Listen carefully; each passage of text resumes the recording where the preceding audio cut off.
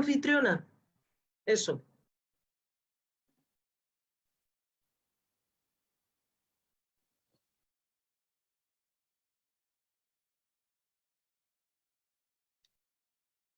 Ya me silencié.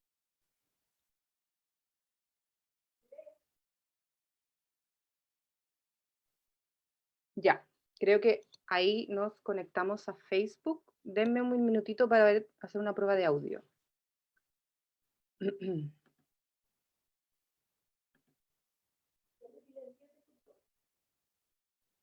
¿Se escucha?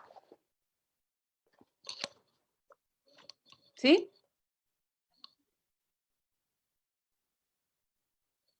¿Se escucha, Maca?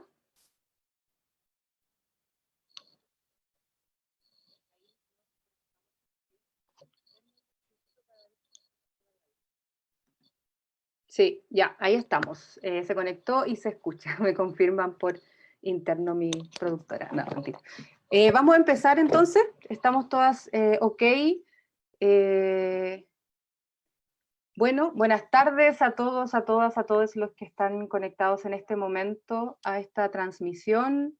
Gracias por estar. Pueden compartir este conversatorio para que lleguen más personas. Muchas gracias a las invitadas por darse el tiempo de estar con nosotras, y también gracias a CGCAL, el Centro de Estudios de Género y Cultura en América Latina de la Facultad de Filosofía y Humanidades, especialmente a Karen Vergara, la periodista que nos apoyó mucho en la organización y difusión de esta actividad.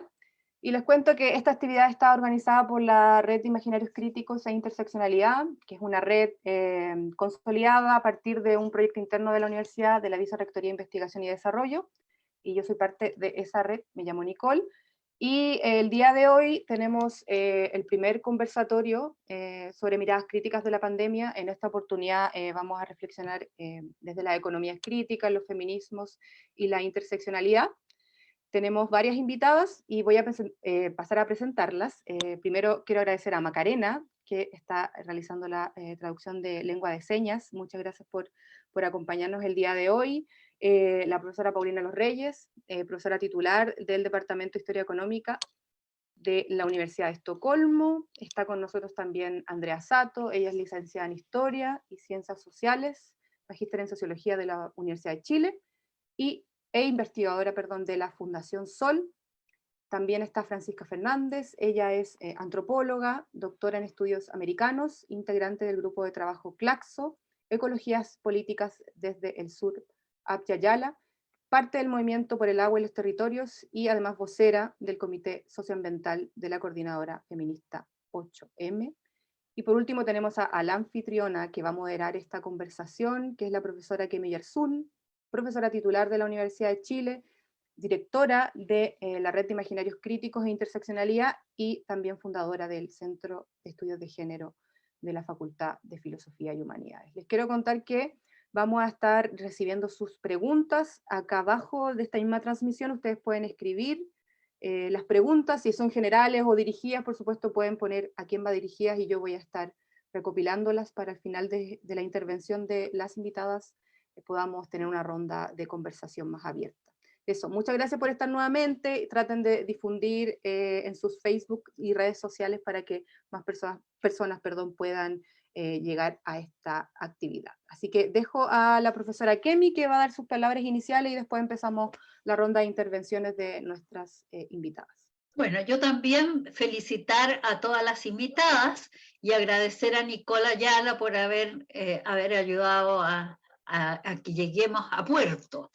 Me parece muy importante. Ahora, yo realmente no soy tan moderada para estar moderando, entonces preferiría que Nicole, cuando se supone que yo tengo que hablar 10 minutos, si Nicole me puede avisar como 2 minutos antes para poderme detener yo.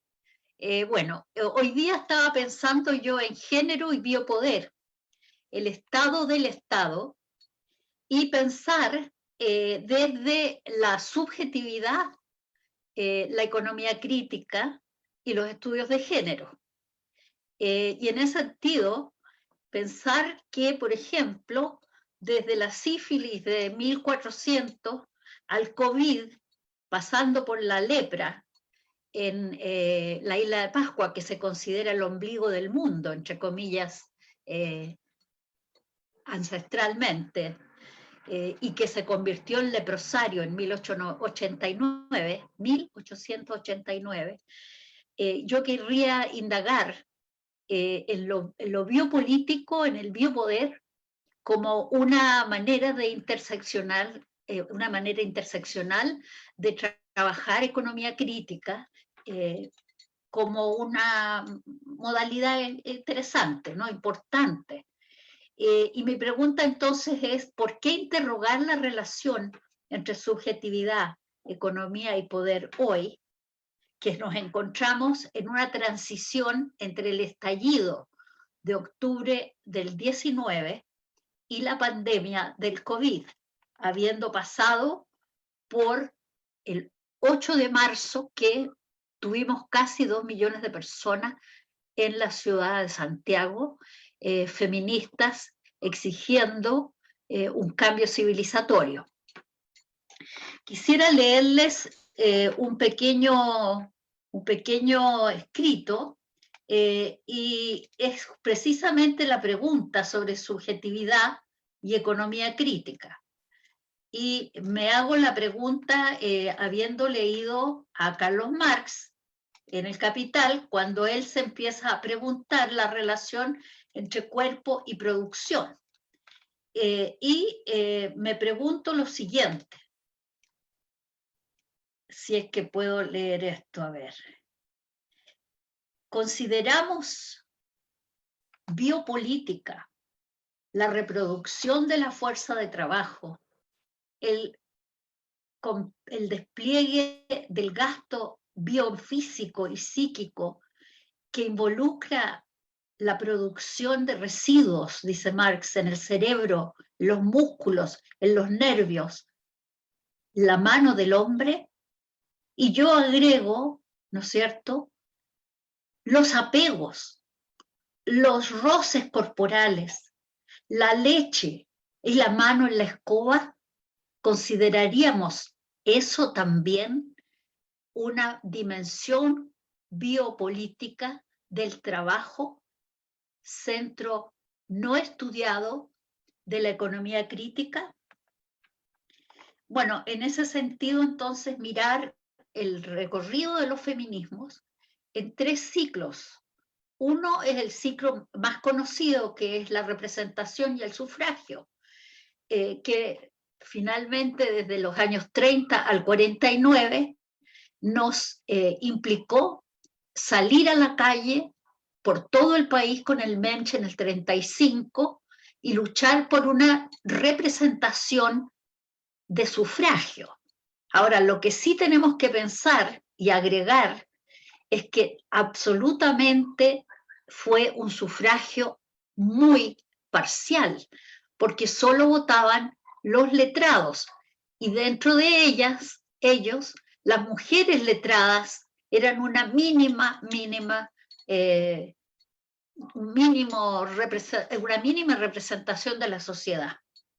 En el segundo término, entramos en un ciclo que se llama reconocimiento. Es un ciclo en el que empezamos a repensar las identidades. Y uno de los puntos principales ahí son los feminismos Abya-Yala, que empezamos a pensar, ¿verdad?, la colonialidad de términos como nación, sujetos y actores de los movimientos sociales, por ejemplo. En ese sentido, entonces, es que el sistema sexogénero empieza a ser intersectado por las relaciones de poder, de clase y racialidad que nos han marcado en América Latina desde la conquista para adelante. En tercer lugar, quisiera agregar a la lucha por el reconocimiento que empezamos a pensar que esa opresión de clase, de racialización y de género es un corset de dominio, pero no solo en la, diríamos, en la economía, sino en la economía de las subjetividades, en la economía de los sujetos. Es un corset es una manera de sujetarnos. Y por eso quisiera pensar hoy día la subjetividad y la sujeción en relación a las autonomías y las economías críticas.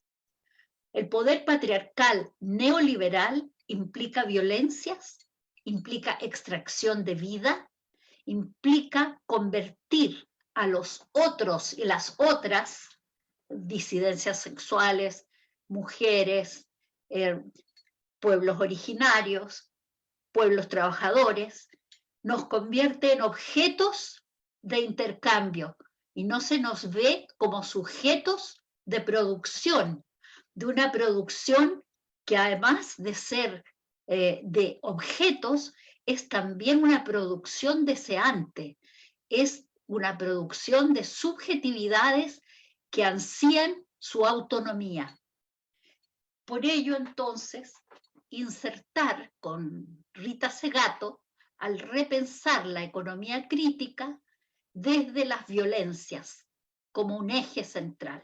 Ustedes saben que hay en este momento un proyecto de ley que está en el Senado y que lo está tratando de elaborar y presentar ya en términos finales la senadora Adriana Muñoz, y se llama Proyecto de Violencia Integral. Entonces, la violencia va a ser como un nudo para mí muy importante y una matriz para vincular el sujeto y la sujeción en términos de clase, género y raza. Porque la violencia es simbólica, evidentemente, material, pero también intrapsíquica y económica, y al mismo tiempo geo y biopolítica. Estas son maneras de mirar, digamos, la explotación, la dominación y el concepto de poder desde una materialidad muchísimo más vasta que la pura mirada entre capital y el trabajo asalariado o remunerado. Entonces, esa violencia integral me hace mucha fuerza para repensar las relaciones sociales en las micro y macroeconomías. Entonces, lo importante de esta segunda fase, que incorpora la Abya-Yala y el ciclo, como decíamos, de reapropiación de los deseos, los cuerpos, los territorios, se plantea: si es que no me reconocen, ¿qué saco con votar? O sea, el sufragio no me basta. ¿Por qué no me basta el sufragio? Porque si yo no llego a ser sujeto y poder desplegarme plenamente como actora social, como actores sociales, ¿cómo voy a llegar a ser sujeto de derechos?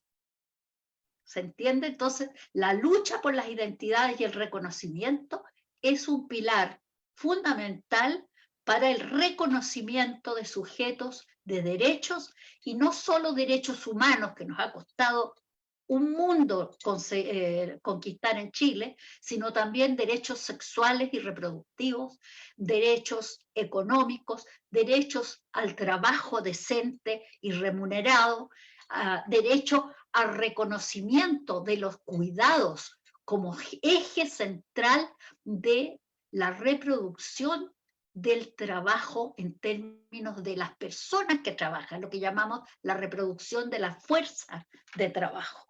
Entonces, recordar aquí una cita, y creo que ya se me está yendo el tiempo, así que quiero dejarlo aquí, que escribió un sacerdote durante la lepra, ¿no?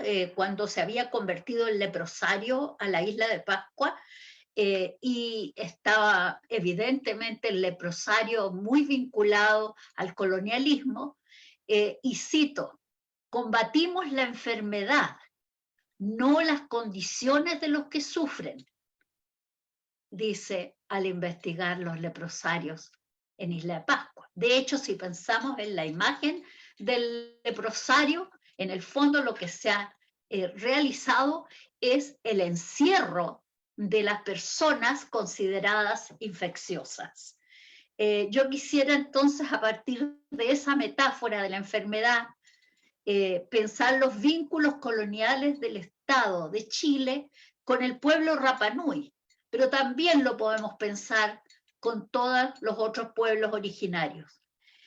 Y en ese sentido, entonces, pensar, y como aquí se va a decir, que los cuidados son fundamentalmente realizados por las mujeres, y simplemente decir que los cuidados implican que son relaciones productivas y son relaciones de trabajo que están inmersas en relaciones psicosociales de dominio de género, de dominio de raza, de dominio de clase.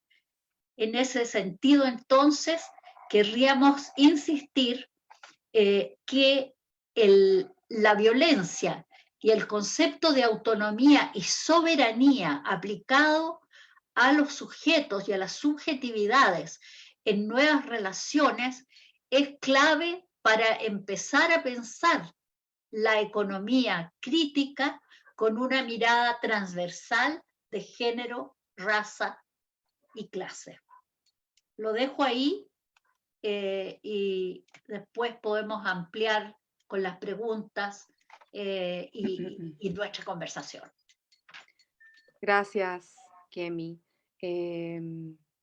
Bueno, presento entonces a la invitada que viene ahora, bueno, la profesora Paulina, que se les presenta hace un momento. Ella nos va a hablar sobre las economías feministas ante el nuevo escenario post-pandemia, así que la dejamos a ella por 10 minutos para que nos pueda comentar y después, como les decía, tomamos las preguntas.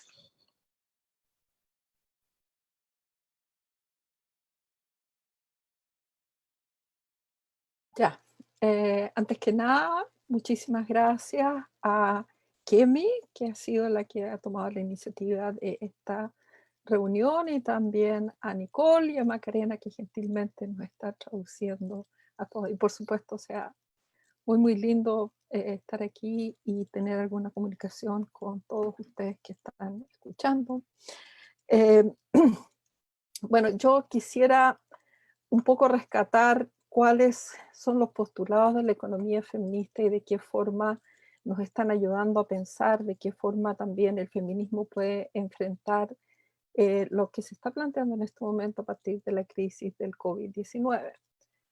En este momento vemos que los organismos internacionales están llamando a los gobiernos a considerar la mayor vulnerabilidad de las mujeres a raíz de la pandemia, al mismo tiempo que ustedes habrán visto el llamado que hizo la ONU Mujeres, ¿no? Que están llamando también los gobiernos, e insisten y señalan la urgencia de integrar la variable género en las políticas para poder enfrentar la crisis.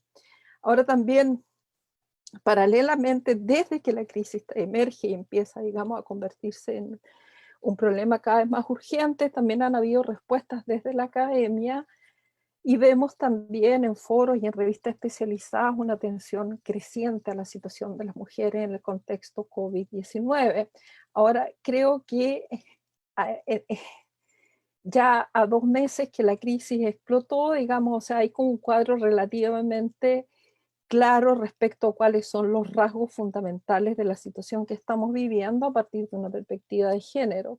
Y en ese sentido, muchos de los temas comunes que se señalan, digamos, son la importancia de tomar la perspectiva de género fundamentalmente a partir de la responsabilidad de las mujeres en los trabajos de cuidado y una carga de trabajo, digamos, que aumenta durante la pandemia. Y cuando me refiero a los trabajos de cuidado, me refiero tanto al trabajo de cuidado remunerado como no remunerado. El segundo tema que se discute mucho tanto en ámbitos políticos como académicos es el problema de la precarización laboral, que a nivel global expone a las mujeres a mayores grados de vulnerabilidad y, digamos, o sea, también señala que a raíz de lo que está ocurriendo con la recesión económica a causa del COVID-19, digamos, también son las mujeres las que están más afectadas por la cesantía lo cual se traduce en un deterioro sustantivo de los ingresos de los hogares, que muchas veces, digamos,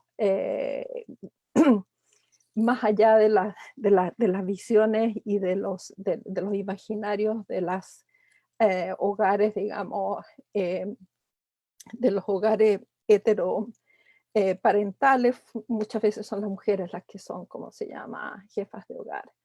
Y digamos el otro tema que ¿cómo se llama?, que se levanta es el tema de la violencia intrafamiliar, digamos, lo cual de alguna forma estaría reflejando las tensiones debido a una situación de confinamiento obligado y el estrés y el tipo, digamos, de conflictos, de agudización de conflictos que esto conlleva. Una recomendación muy importante tanto del mundo académico como del mundo de la institucionalidad política internacional es el urgir a los gobiernos que, digamos, elaboren datos que permitan el seguimiento estadístico y la elaboración de medidas acotadas a las necesidades que vayan surgiendo. O sea, hay una necesidad muy urgente de saber lo que está pasando para de alguna forma, o sea, la creación de saberes en este momento se ve como una tarea súper urgente. Bueno, vemos también de que las discusiones, ¿cómo se llama?, que se están llevando a cabo, señalan de una u otra manera una agudización de la vulnerabilidad de las mujeres a partir de la situación que se produce por el COVID-19, un poco a partir de la posición que las mujeres tienen en la sociedad. Y como se llama, pienso que muchas de las, ¿cómo se llama?, de los debates que se están llevando a cabo de alguna forma refuerzan también algunas de las premisas básicas que las economías feministas, que bueno, digamos, hablando en términos genéricos, la economía feminista incluye una cantidad bastante grande de premisas teóricas, de formas de trabajo, etcétera, etcétera, pero digamos, un poco, digamos, tomando los rasgos más generales, podemos ver que muchos de los supuestos teóricos fundamentales de la economía feminista están en este momento jugando en la discusión de la posición de las mujeres a raíz del COVID-19. Y una de esas es, por supuesto, el tema de la crítica que la economía feminista siempre planteaba, la invisibilización de los trabajos reproductivos y a la discusión de una economía de los cuidados que, entre otras cosas, incluye también la mercantilización que en un contexto liberal se está llevando a cabo de los cuidados, o sea, lo cual ha mostrado de que la organización mercantil de la economía de los cuidados no es algo que de alguna forma favorezca el cuidado de la vida. También es interesante que el tema de la importancia de los hogares como una unidad de producción y de generación de cuidados, sino que también como un espacio de relaciones de poder, digamos. O sea, esta es otra cosa que de negociaciones, de expresión de afecto, y de alguna forma como algo que no es solamente el refugio ideal en el cual el confinamiento incluye una protección inmediata, sino que también, digamos, es ingresar a una zona de conflicto en el cual, como se llama, no siempre las mujeres están protegidas. Las economías feministas también tienen análisis que de alguna forma discuten el problema de la segregación en el mercado laboral y de alguna forma la responsabilidad, la continuidad de la responsabilidad de los cuidados en un contexto de trabajo asalariado. Vemos que la mayor parte de las enfermeras, profesoras, cuidadoras, personal de la salud, que en este momento están constituyendo de alguna forma lo que se llama la primera línea en frente a la pandemia, son también mujeres, lo cual significaría una sobreexposición al contagio. Y también, digamos, o sea, está señalando que la segmentación de los mercados también, de los mercados laborales también, digamos, implica muchas dificultades de poder protegerse frente a la pandemia, entre otras cosas porque son pocas las mujeres que tienen posibilidad de trabajar a distancia, digamos, como se ha planteado como solución, digamos, laboral.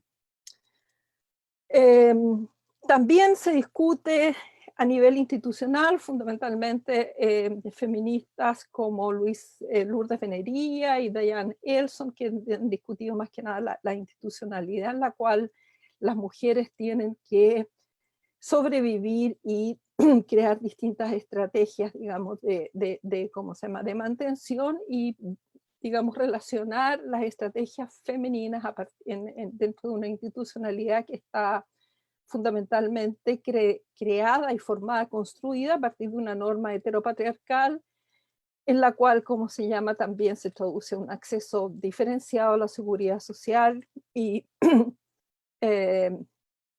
lo cual también, digamos, crea y agudiza las diferencias de las condiciones de vida entre hombres y mujeres. Y una cosa que es bastante importante, sobre todo porque en el caso que estamos viviendo ahora en este momento, o sea, generalmente la economía feminista ve el rol del Estado como un garante de derechos. Entonces, en la medida de que se está aludiendo a esta desigualdad estructural que existe entre hombres y mujeres en la sociedad, independientemente de las razones que se tomen, digamos, para explicar esta desigualdad, o independientemente de los roles que se le atribuyen a las mujeres y a los hombres, o sea, en el fondo el rol del Estado aparece como un garante de derechos para combatir la discriminación y regular la participación en términos de equidad a las mujeres. No sé cuánto tiempo me queda, Francisca. A ver, déjame ver. Bueno, tres minutitos, para que ya. cierre.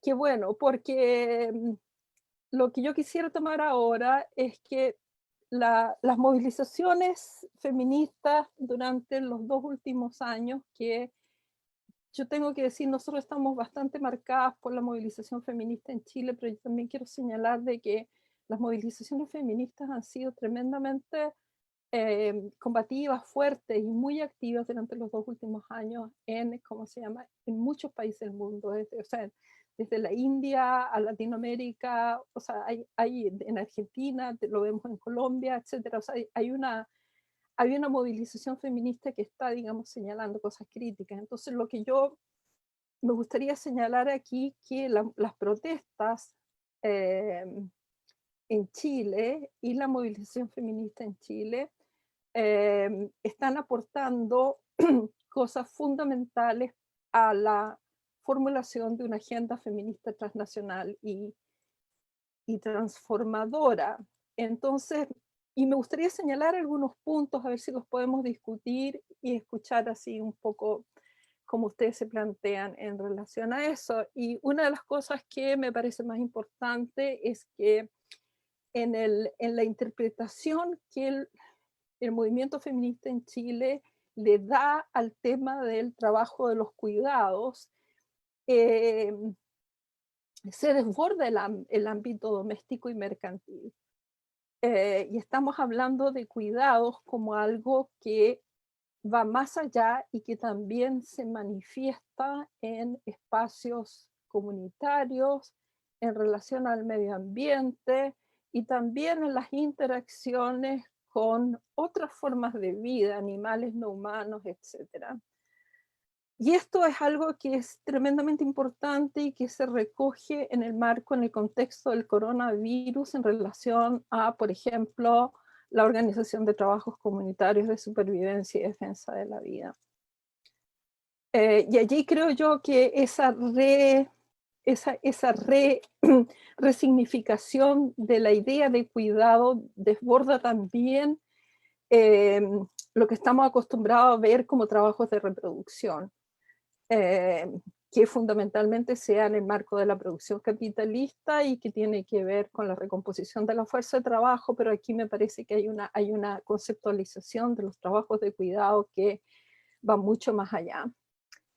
A partir de eso también pienso que es interesante, y eso es algo que también es nuevo, y pienso que vale la pena tomarlo en esta coyuntura del coronavirus, es como del COVID-19, perdón, es el cuestionamiento de las ganancias como motor de la actividad económica. Cuando la consigna se formula como nuestro cuidado sobre sus ganancias, a mí me parece que esta percepción queda claramente clara, o sea, y eso es algo que directamente está apuntando a un cambio sistémico en el cual, digamos, el capitalismo y la acumulación de capital, digamos, como dinámica fundamental de la organización social y de la actividad económica, o sea, se le resta validez, digamos, y se está cuestionando y se está planteando una alternativa. Después pienso que hay una percepción de la violencia que va mucho más allá, como vemos, o sea, tradicionalmente la violencia es algo que se deja tanto dentro de las economías feministas como dentro de las políticas que en este momento están planteando a raíz de las organizaciones internacionales de mujeres, de la ONU Mujeres, etcétera, es la violencia que las mujeres sufren en los hogares. Pero desde los movimientos feministas vemos que hay una violencia que es muchísimo más sistémica, en la cual el Estado tiene un rol tremendamente importante. El Estado, un Estado terrorista, o como lo formulan las tesis, el Estado violador, es el Estado como un macho violador, y un Estado ante el cual, digamos, queremos reivindicar el valor de la vida. Viva nos queremos frente a este Estado que nos está matando. O sea, de alguna forma hay un cuestionamiento a este Estado agresor, represor, y que también, digamos, está señalando una autonomía frente al Estado, un nivel de soberanía de las políticas feministas en relación al Estado, pero también, digamos, es algo que deja fuera la posibilidad de tener cualquier tipo de diálogo o compromiso con el Estado. Hay otra resignificación importante que me parece que tiene que ver fundamentalmente al concepto de primera línea, en el cual hay de alguna forma incluidos a que somos la primera línea frente al Estado terrorista.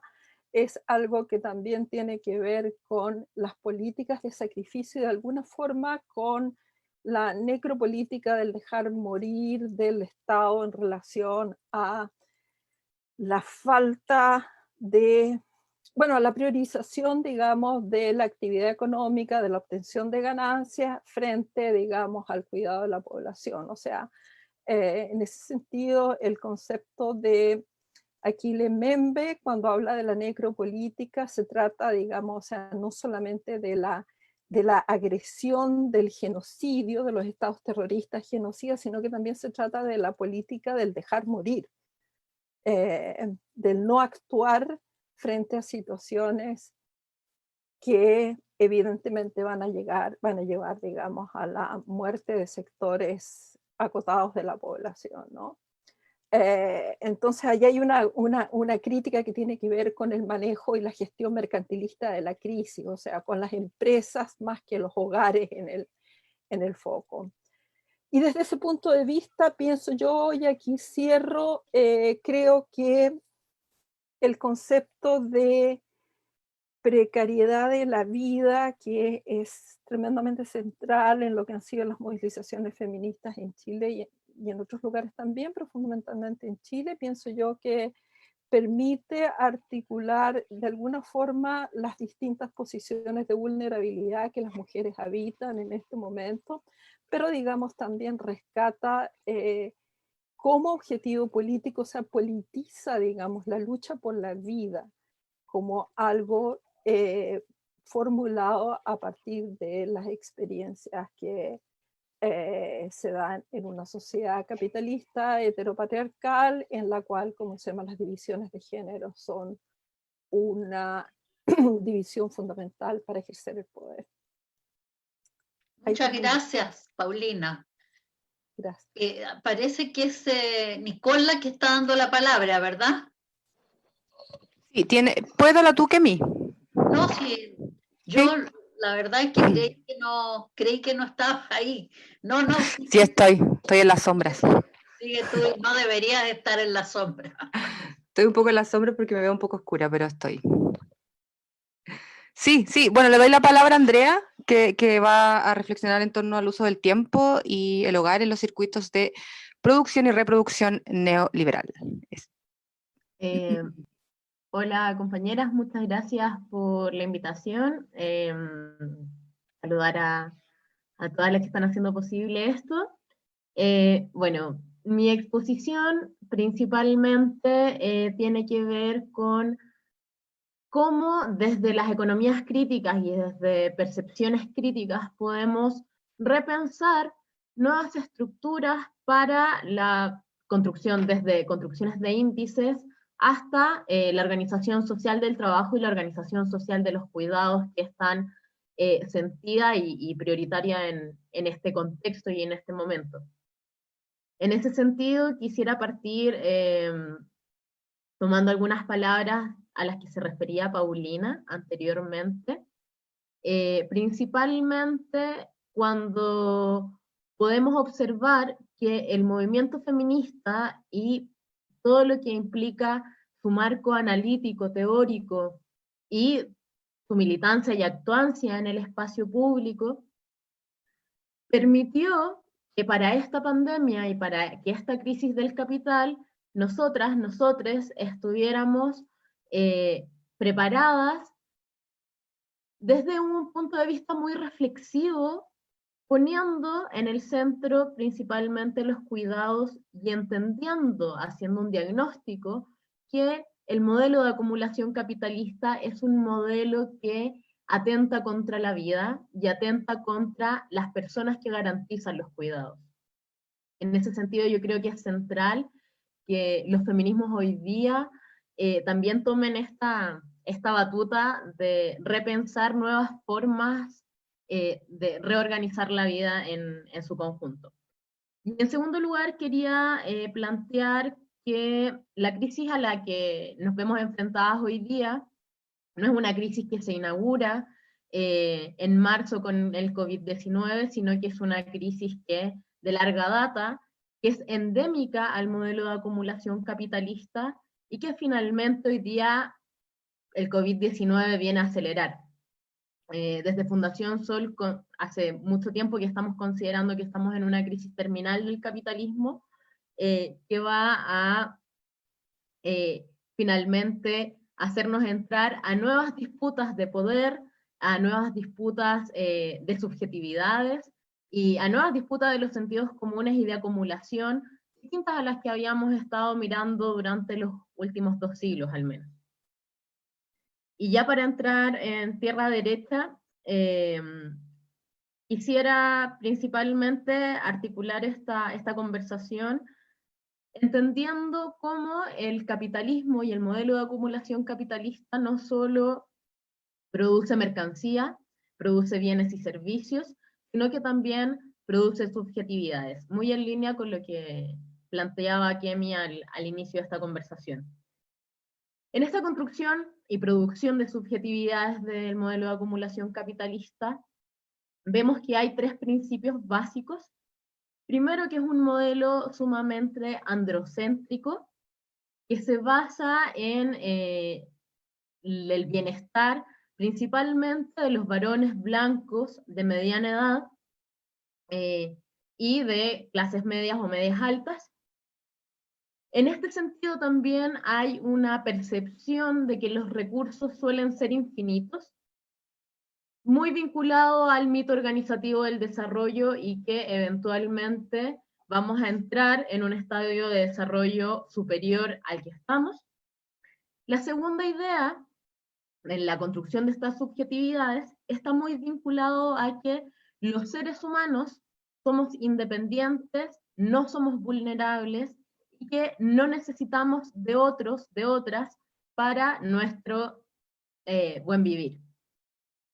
En ese sentido, esto se rompe cuando desde la economía feminista y otras economías críticas hablamos de la interdependencia de los seres vivos y de toda la vida humana y no humana, principalmente porque todas las personas en su ciclo vital necesitan cuidados y además necesitan de los bienes comunes naturales que nos están entregando hoy día la naturaleza. Y la tercera idea y subjetividad donde se sientan las bases de este modelo de acumulación capitalista, tiene que ver con la idea de la construcción de la familia nuclear heterosexual, en donde se profundizan la diferenciación en torno a roles de género, y este contrato de género del que podemos hablar, establece que hay un varón proveedor y una mujer cuidadora.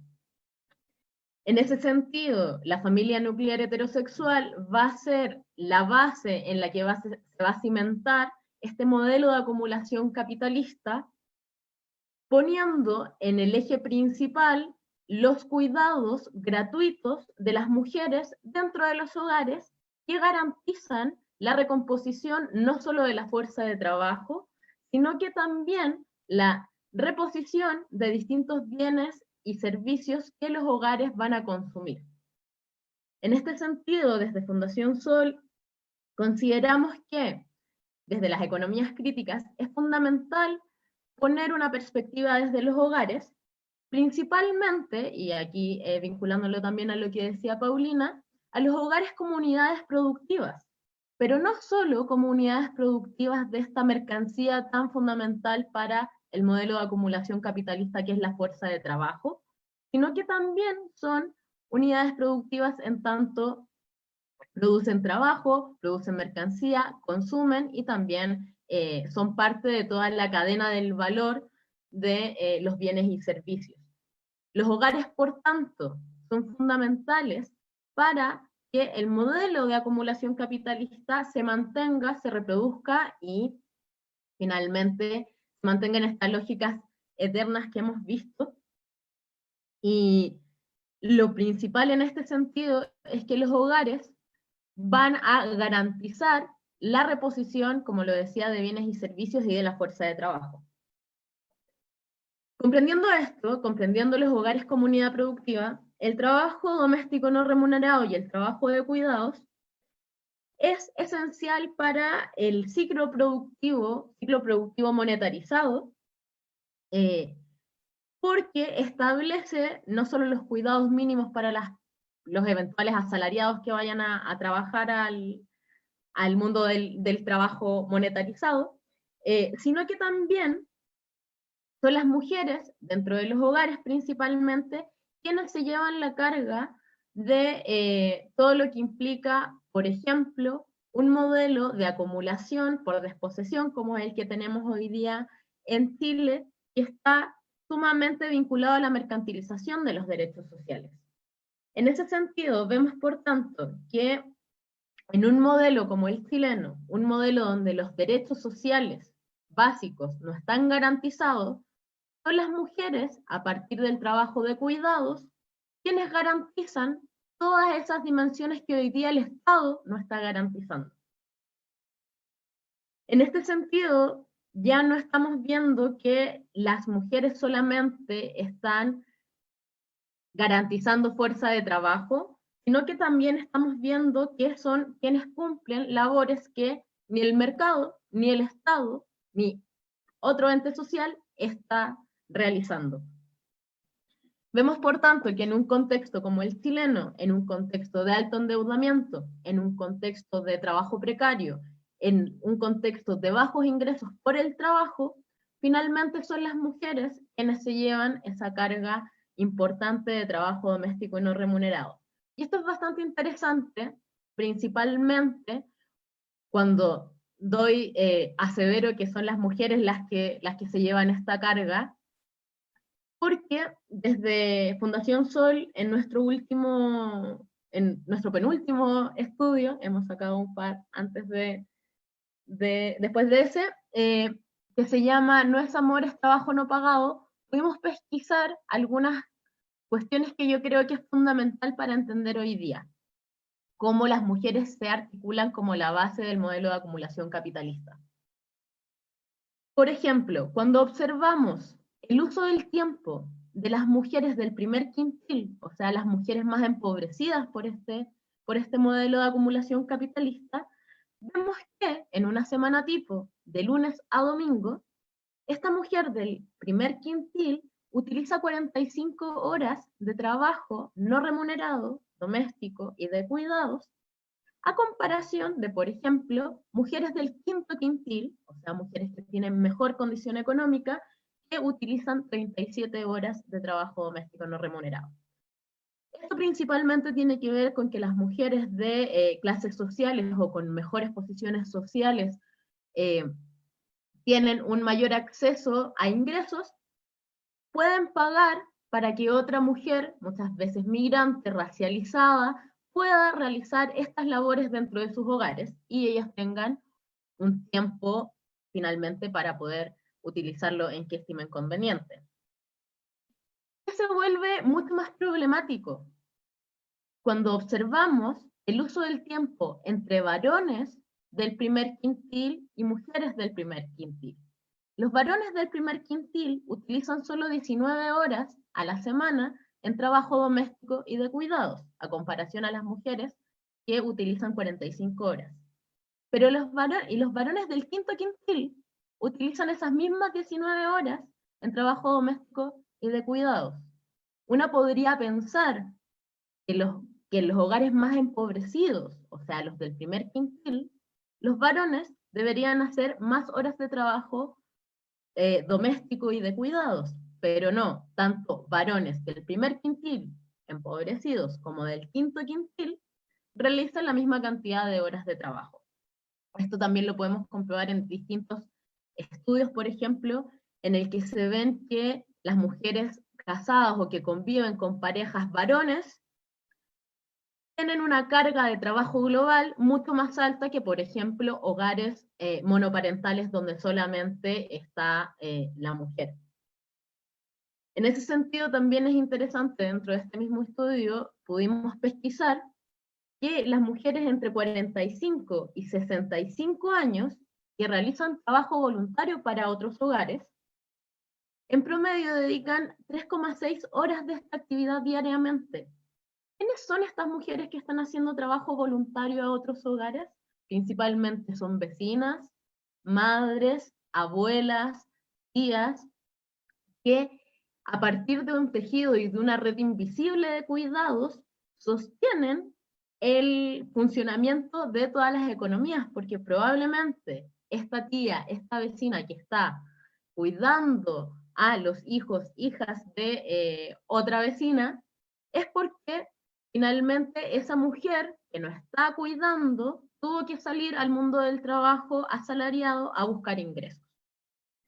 En ese sentido, en este contexto de pandemia, entender que las mujeres no solo son la primera línea, como lo mencionaba Paulina y Kemi, sino que en este contexto son las mujeres quienes están siendo sobreexplotadas por sus labores de cuidado dentro de los hogares. Son las mujeres, no solamente las que están en la primera línea del trabajo remunerado, sino que son las mujeres también las que están paliando la desprotección de un Estado que garantiza la acumulación del capital. Un Estado que finalmente propicia la acumulación capitalista a partir de la misma mercantilización de los derechos sociales.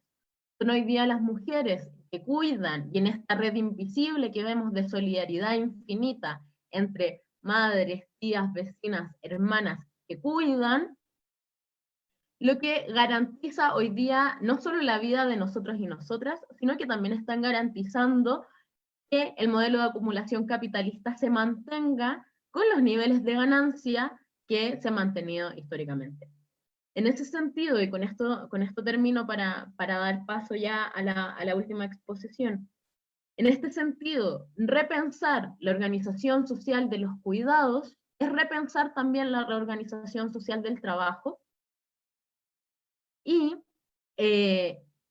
llamarnos a todas a finalmente hacernos parte de un proyecto emancipatorio que ponga a los cuidados en el centro, y no solo los cuidados, sino que las personas que garantizan estos cuidados en el centro. Todas las mujeres principalmente, que a partir de este tejido están hoy día garantizando el bienestar de gran parte de la población, que está invisibilizado, desvalorizado, y que finalmente es el trabajo fundamental para que en contextos de pandemia todos y todas podamos mantenernos relativamente bien. En ese sentido, creo que la reflexión de los cuidados no está acabada, la reflexión de la economía de los cuidados no está acabada, y hoy día hay que pujar en torno a la recuperación de lo público, pero no de lo público en un sentido estatista, sino de lo público en un sentido de lo común, de recuperar los comunes para la transformación de un mejor vivir. Y en ese sentido, hoy día, disputar lo público, disputar lo común, ya que apropiarnos de lo común es también apropiarnos de la redistribución de la riqueza. Eso, muchas gracias, compañeras. Muchas gracias, Gracias, Andrea. Andrea. Bueno, nos quedamos ahora con Francisca Fernández. ¿Tú la querías presentar, Nicole? No, dale, Kemi. Dale, dale. Dele. Dale nomás, preséntala. Francisca Fernández. Ella es que no tengo el currículum, pero sí sé Ya. que ella es integrante de mayo, perdón, De la De la coordinadora. coordinadora. de la coordinadora 8M, Sí. que ha sido fundamental durante estos últimos años en poner en primera línea la importancia de que las mujeres nos convirtamos en actoras, en sujetas y actoras de las grandes transformaciones civilizatorias que espera nuestra sociedad. Sí, la Francisca nos va a hablar sobre ecofeminismos y, por supuesto, las miradas críticas desde ese lugar al modelo neoliberal. Francisca, te doy la palabra. Bueno, muchas gracias por el contexto, la presentación. Gracias, Nicola, Kemi, por la invitación, a la Maca con la lengua de señas, a Andrea y Paulina, que sin duda son un gran insumo desde donde reflexionar y pensar. En esta ocasión voy a tratar de hacer una articulación desde mi vivencia como integrante del Movimiento por el Agua y los Territorios, hace ya casi 8 años, también parte del Comité Socioambiental de la Coordinadora Feminista 8 de marzo, que justamente creo que una de las características también que este feminismo que hemos ido construyendo es visibilizar otras aristas, como el ecofeminismo, la racialización, la mirada antirracista, las disidencias sexogenéricas, todo un abanico de distintas reflexiones y posibilidades desde los feminismos. De hecho, hace rato también hemos podido acuñar distintas territorialidades y formas de construir.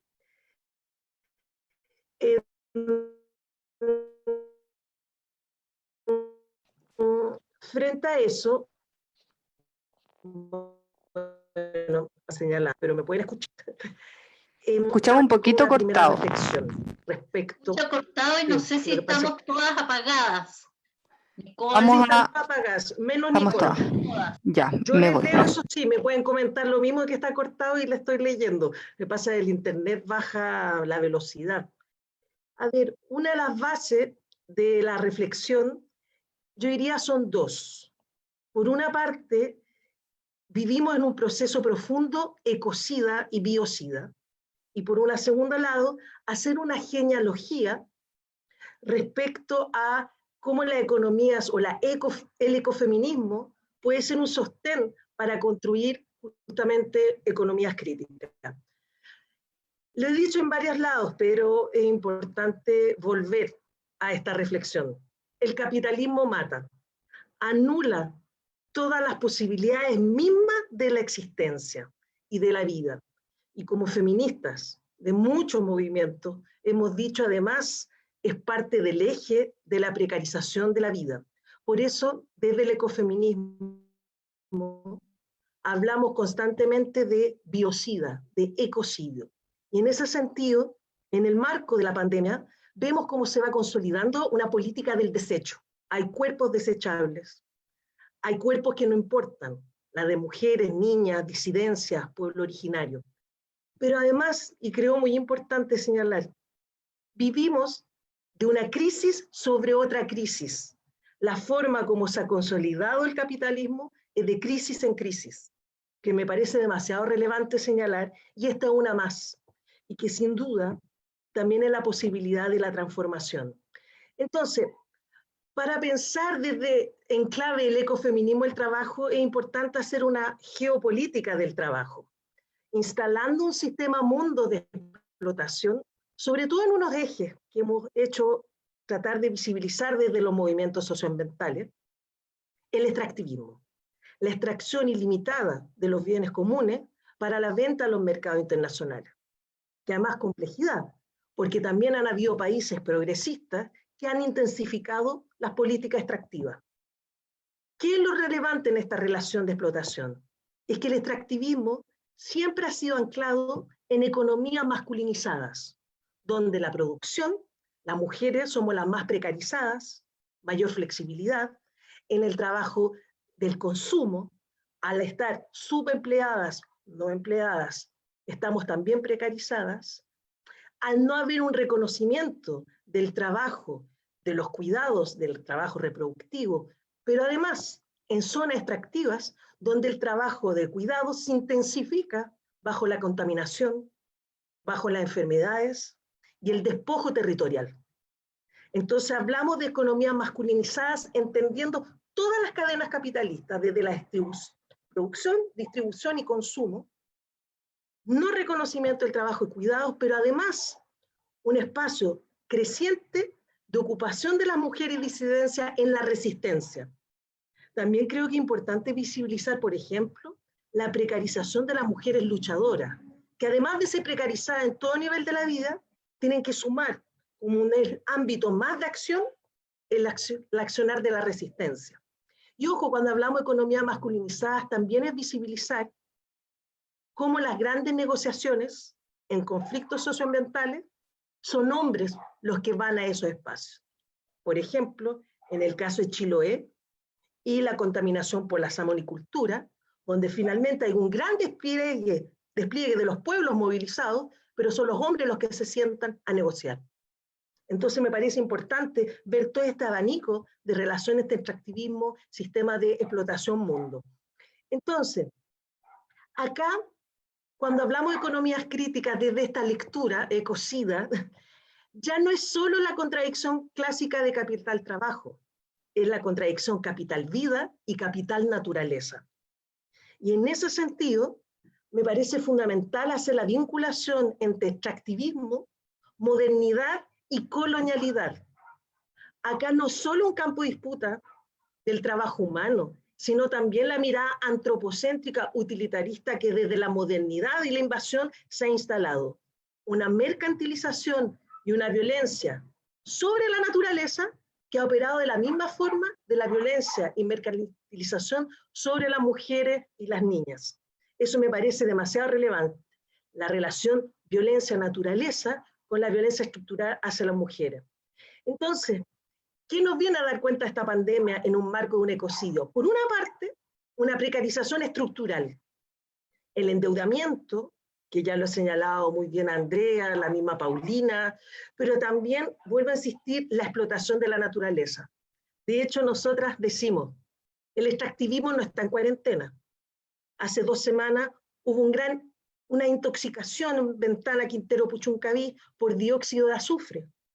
Se aprobó más de 300 sondajes en Putaendo, con elecciones online, totalmente desvirtuadas. Se sigue operando en las políticas de explotación de los glaciares. En ningún momento las temporeras y temporeros han dejado de trabajar en la agroindustria. El segundo granero más grande de Latinoamérica, de Monsanto Bayer, sigue funcionando a todo dar. El extractivismo no descansa y jamás va a estar en cuarentena. Entonces, también una dimensión que se coloca es que cuando hablamos de una perspectiva crítica a este ecocidio, es la necesidad de visibilizar el tiempo de los pueblos. El tiempo de los capitales es absolutamente distinto al tiempo de los pueblos. Y obviamente tiene sus complejidades, porque los pueblos nos vamos organizando en sentir, en hacer, que muchas veces nos pasa la máquina de la mercantilización y la economía. Entonces hoy también es la disputa de la forma de construir temporalidad. Y en esta dimensión, para ya pasar a la alternativa, me parece muy relevante señalar la injerencia del sistema agroalimentario en el marco de la pandemia y la crisis ecológica actual. No me podemos olvidar que me parece muy interesante, muchas investigadoras, investigadores, pero también militantes de distintos movimientos sociales, de la vía campesina, acá el Movimiento por el Agua, la plataforma Sin TLC, plantean que la agroindustria es la fábrica de la pandemia. Damos ejemplo. El agronegocio ha instalado y masificado los plaguicidas, los transgénicos, el uso excesivo de antibióticos, los monocultivos como política, tanto forestal como agraria, la destrucción y deforestación ecosistémica, pero sobre todo la cría de animales en confinamiento. Estamos instalando un modelo mundo de explotación agrícola ganadera que finalmente es el eje desde donde se instala la crisis, que me parece demasiado relevante señalar como parte del engranaje. Entonces, ¿cuál es el desafío? Y con esto ya voy hilando y terminando con otra idea. Reempezar el trabajo desde el ecofeminismo como un ámbito más allá del extractivismo. Creo que hay un problema también muchas veces situar el trabajo dentro de la productividad extractivista y no vincularla también con la necesidad de cambiar el modelo productivo, energético, como elemento sustancial de transformación. Por eso, por ejemplo, dentro del Movimiento por el Agua y los Territorios, nosotros estamos por ir más allá del desarrollo, no por otro tipo de desarrollo. Entonces, ¿qué requiere esto? Primero, la descolonización del trabajo. Eso también es importante. El trabajo históricamente, desde visiones modernas, se instaló como dominación sobre la naturaleza. Desde lógica moderna, diferenció el trabajo del ocio. Y por otra parte, además, instaló la racialización del trabajo, donde las mujeres, las negras, las migrantes son además, en estas cadenas capitalistas de explotación, las más afectadas. Y además, reduce el trabajo a empleo o invisibiliza los cuidados. Entonces, descolonizar el trabajo es un ejercicio fundamental también cuando repensamos el trabajo. ¿Desde dónde? Por ejemplo, potenciando economías territoriales. La territorialización, no solo desde lo rural, porque muchas veces cuando hablamos de economías territoriales se tiende a ruralizar. Obvio que es una dimensión, pero también desde lo urbano. En ese sentido también decimos, hay una falsa dicotomía entre lo rural y lo urbano. De hecho, hay un hermoso video, la abuela Grillo, que termina con la ruralización del espacio urbano, que es La Paja en Bolivia. Es un llamado a pensarlo así. No pensar la dicotomía rural-urbana, pero además, hoy la pandemia nos da cuenta que la ciudad es el espacio, por hoy, ejemplar de la precarización. Si bien el campo ha sido precarizado con la agroindustria, con el monocultivo, las forestales, la instalación de la gran minería, hoy en la ciudad, como modelo, es la ciudad privatizada. Entonces ahí nos queda el gran desafío de pensar desde el ecofeminismo economías territoriales también urbanas. ¿Desde dónde? La soberanía alimentaria. También hablamos de soberanía sanitaria, como el reconocimiento de políticas de cuidado de los pueblos, desde saberes ancestrales, pero también, por ejemplo, de existencia política pública, entendiendo muy bien la política pública desde lo comunitario, desde la comunidad, no desde el Estado. La desprivatización del agua, en ese sentido nosotras decimos, derogación del Código de Agua. Es insólito que aquí nos pidan lavarnos las manos como medida de la pandemia y hay más de 137 comunas sin agua. Decimos frente a eso, por ejemplo, la recuperación de la gestión comunitaria, pensada por cuenca o subcuenca. Eso es economía territorial, la agroecología, el cuidado de semillas, la huerta urbana. Y además, con mucha fuerza, las cooperativas de abastecimiento y consumo, las ollas comunes y los comedores populares, que si lo pensamos ya en la dictadura cívico-militar se habían instalado como necesidad. Ya los pueblos históricamente en resistencia han vivido desde ahí. Y en el marco de la revuelta, como muy bien ya había señalado también Paulina, Andrea, era una posibilidad que ya se estaba gestando y que hoy dio la posibilidad, por ejemplo, que las brigadas de salud reconviertan su función de estar en el espacio de la Plaza de la Dignidad, sanitizando los distintos territorios y poblaciones, desde la soberanía sanitaria. Entonces, ¿cuáles son los ejes? Y con esto ya voy terminando. Alimentación sin duda, salud, el agua, y visibilizar y seguir trabajando contra la violencia estructural. Hablando de violencia patriarcal, entendiendo que acá lo fundamental es la autogestión de los pueblos, pero también de estos distintos horizontes. Un cuidado simplemente que también me da vuelta. Creo que también es muy importante visibilizar alternativas que no lo son, como lo que llamaríamos el ecocapitalismo o el capitalismo verde, en que nos dicen que existe minería sustentable o que el litio es energía limpia. Ojo, el litio está matando a las comunidades licanantay, porque es literalmente una actividad extractiva del agua. La salmuera es agua, extraen agua. ¿Qué es lo limpio? Que se ocupa para energía de automóviles eléctricos, pero la producción dentro de la cadena capitalista es absolutamente extractivista.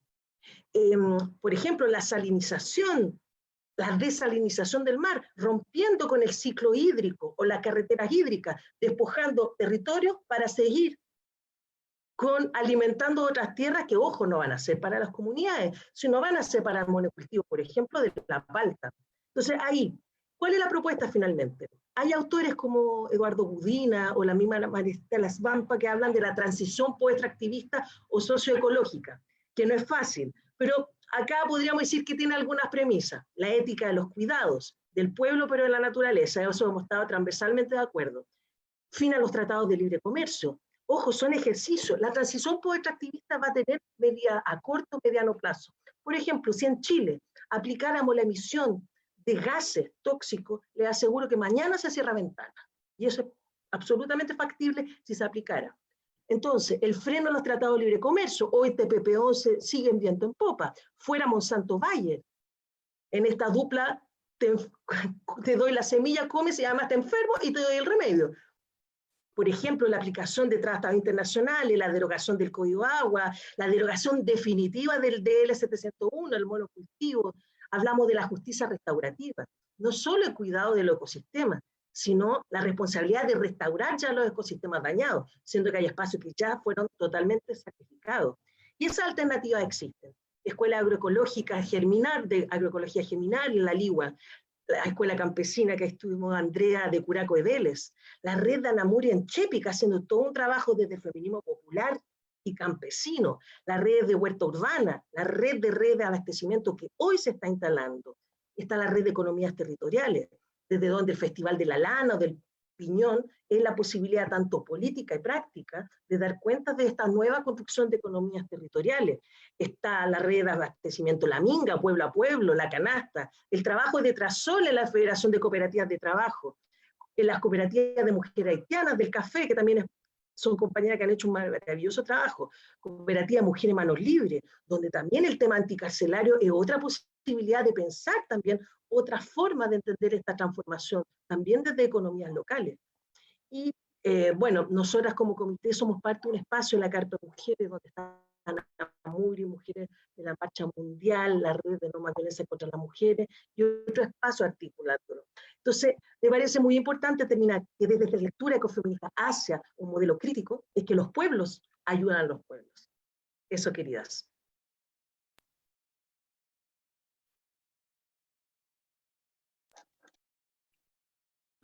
Muchísimas gracias, Francisca.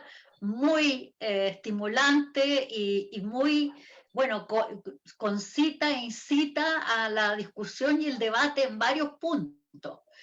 A mí me gustaría ahora abrir a las preguntas del público. Sí. Y acá se supone que las tenemos que recibir.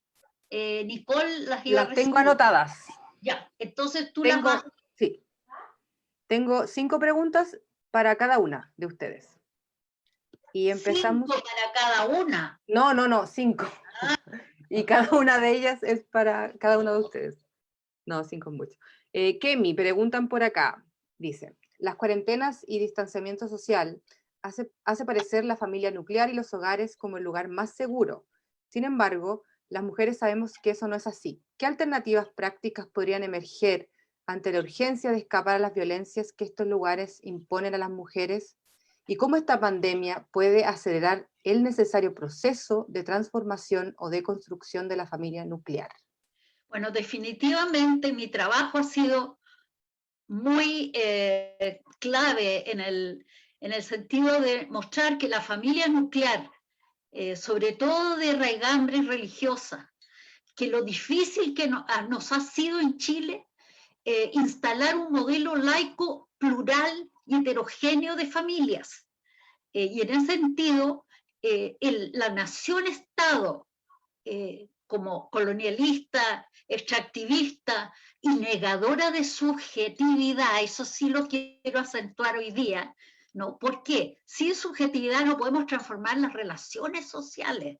Las relaciones sociales que hemos instalado son relaciones verticales, son relaciones en donde en general se aplica el vínculo amo-esclavo, en donde creemos que siempre hay un patrón, porque Chile ha tenido un recorrido patriarcal patronal extraordinariamente largo, a diferencia de los pueblos originarios, ¿no? Que no quiero decir que no haya habido una diferenciación de sexo-género importante en los países, perdón, en los pueblos originarios, pero lo que nosotras y nosotros y nosotres tenemos desde la conquista y la colonia es la imposición de relaciones verticales amo-esclavo, en donde siempre habrá uno o una, y generalmente es uno, y es el que tiene más recursos, aquella función que en forma microfísica revela lo que a nivel macro está ocurriendo en la sociedad. Entonces, evidentemente, hay que desconstruir ese concepto de familia patriarcal, patronal chileno, porque si lo miramos en el 92, hicimos estudios, nos dimos cuenta que ese tipo de familia es una minoría en nuestro país, que en un momento dado éramos 44% las mujeres jefas de hogar. Entonces, evidentemente, la idea es que este aislamiento, esta reclusión en el hogar, que se supone que es no la madriguera del desamparo social, sino el lugar de refugio, volver a pensar que familia, que doméstico viene de dominio, que es el dominio en donde se instala el patriarcado, y en este caso extractivista neoliberal, por excelencia.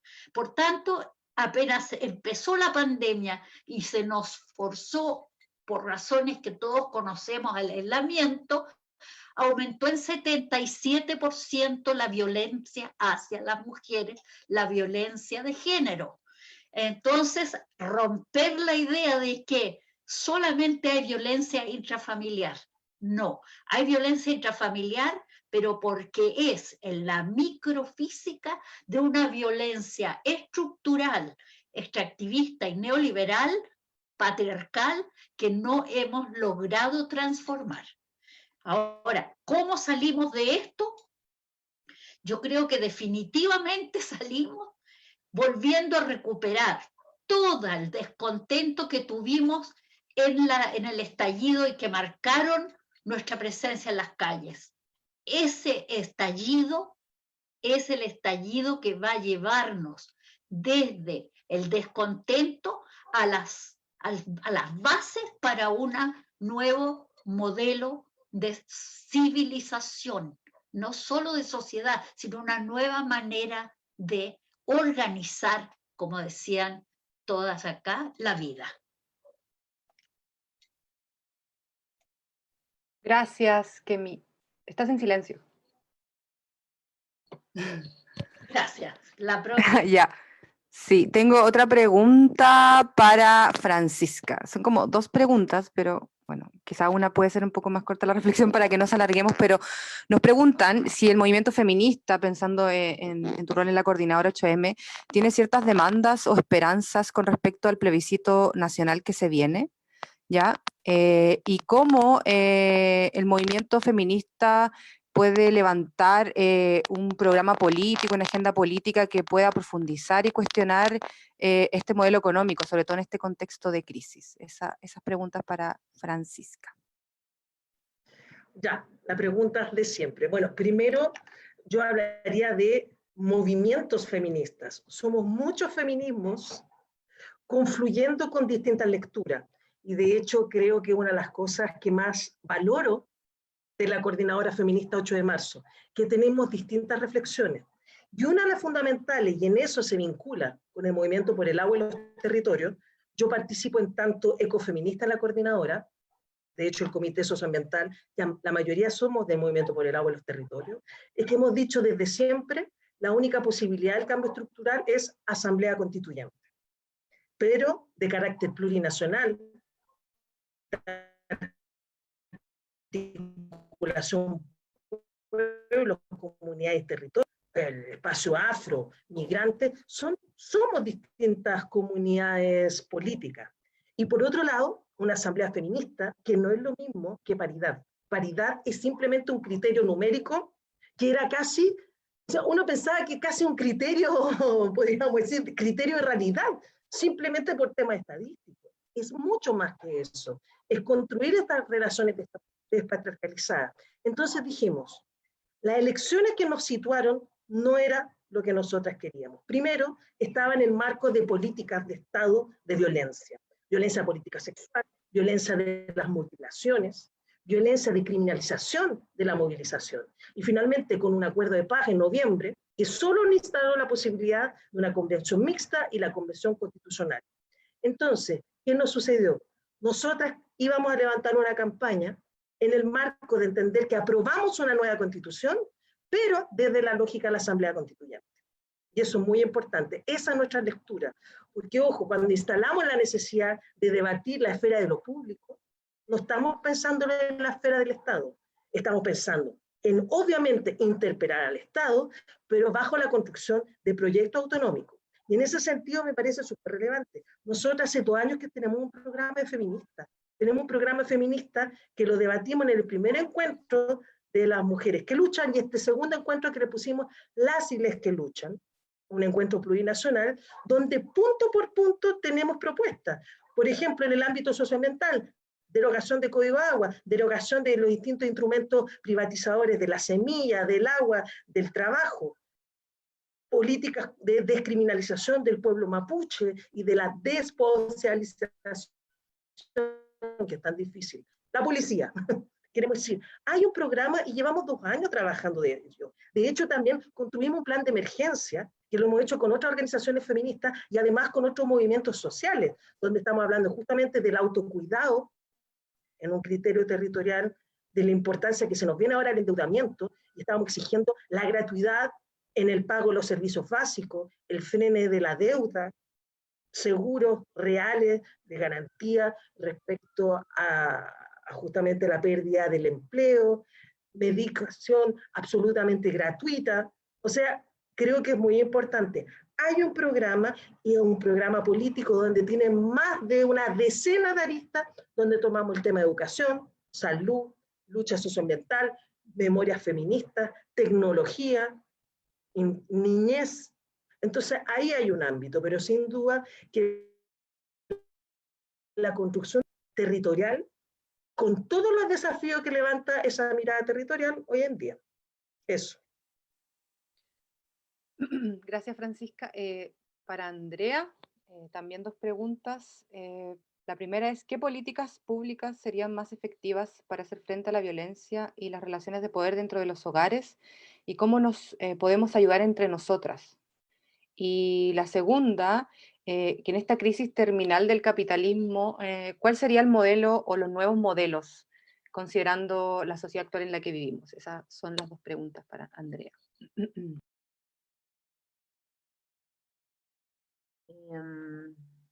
Difícil la segunda pregunta, pero vamos a hacerle empeño.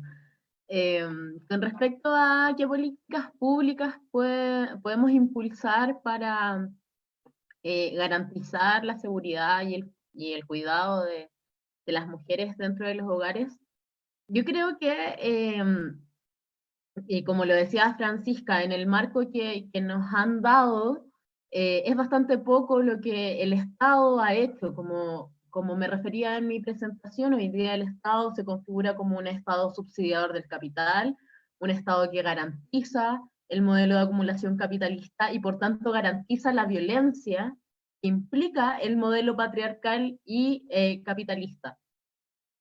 En ese sentido, creo que hoy día las redes que se han estado formando, las campañas que desde distintos feminismos se han estado levantando principalmente en los territorios, entre vecinas, en espacios de organización popular, son hoy día lo que nos está permitiendo garantizar al menos mínimamente el cuidado de las mujeres que están más expuestas. En este sentido, las redes comunitarias, las redes entre mujeres, y este hermoso tejido que desde toda nuestra genealogía también se ha construido, es momento de activarlo, es momento también de gestionar nuestros cuidados, autogestionar nuestros cuidados. Lo que se refería Francisca en su exposición principal con respecto a la soberanía, es sumamente importante poder recuperar esa soberanía también en una clave de cuidados y en una clave de cuidados colectivos. En lo material y en lo concreto lo podemos ver en poder generar información, en poder generar redes de acompañamiento, en garantizar espacios libres de violencia, lugares donde mujeres que están sobrevivientes de violencia puedan ir a refugiarse. Y en ese sentido, yo creo que los feminismos han sido también punta de lanza en repensar nuevas formas de gestionar estos cuidados y de garantizar estos cuidados en contextos donde, como nos referíamos, hoy día los hogares parecen ser los lugares más seguros dentro de esta pandemia, pero sabemos que la realidad de muchas mujeres es que son los primeros lugares donde se vive la violencia. Y para la segunda pregunta, que bueno, podríamos estar hablando otra hora más respecto a si es crisis cíclica, crisis terminal, ahí hay debates en disputa. Creo que lo fundamental de repensar esta crisis es que no hay una gran solución. Acá el entramado del modelo económico capitalista, extractivista, patriarcal, colonialista, tiene que ver con que se inaugura primero en el siglo XIV y empieza a construir una infraestructura tan difícil de desmontar que vemos hoy día, al 2020, que es demasiado complejo entrar solamente por una vía. En ese sentido, no solo los estados nacionales son parte de este engranaje, sino también la diferenciación territorial entre centros económicos globales y periferias globales. Hoy día repensar una emancipación desde los sures globales es también enfrentarnos a que los centros económicos globales hoy día se basan principalmente en la explotación de nosotras como mano de obra, de nosotras como fuerza de trabajo y de nuestros territorios como materias primas a disposición para la explotación de los centros económicos globales. Repensar en este contexto de una crisis terminal es también repensar cuáles son los mecanismos hoy día desde las organizaciones populares para levantar un proyecto político que enfrente esta contradicción capital-vida y que se base principalmente en la autoorganización. Hoy día, como me refería también en la exposición principal, hoy día disputar el Estado, no en esta lógica de estatismo, sino que en una lógica de recuperar los comunes, es fundamental. Hoy día, por ejemplo, mecanismos, y solo estoy pensando al corto plazo, que garanticen los ingresos mínimos para la subsistencia de los hogares, hoy día el congelamiento de la deuda, hoy día repensar también en una clave de los cuidados al centro,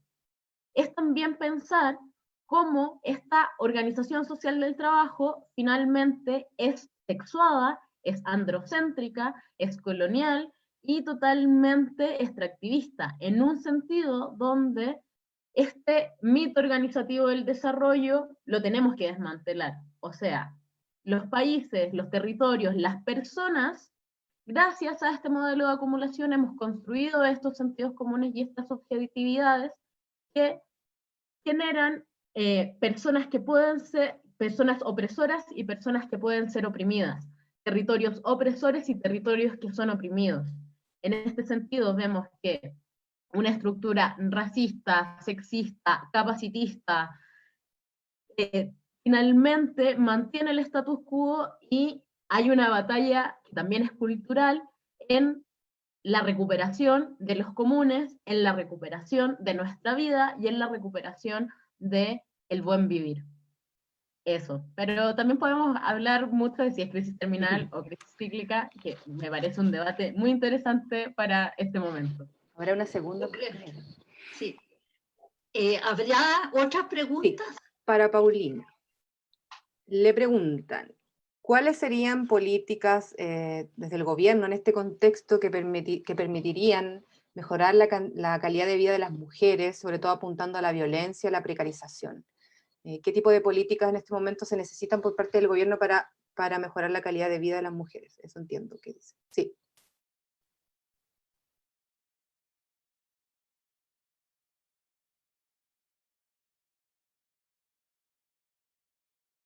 No se escucha, hay que... Está en mute.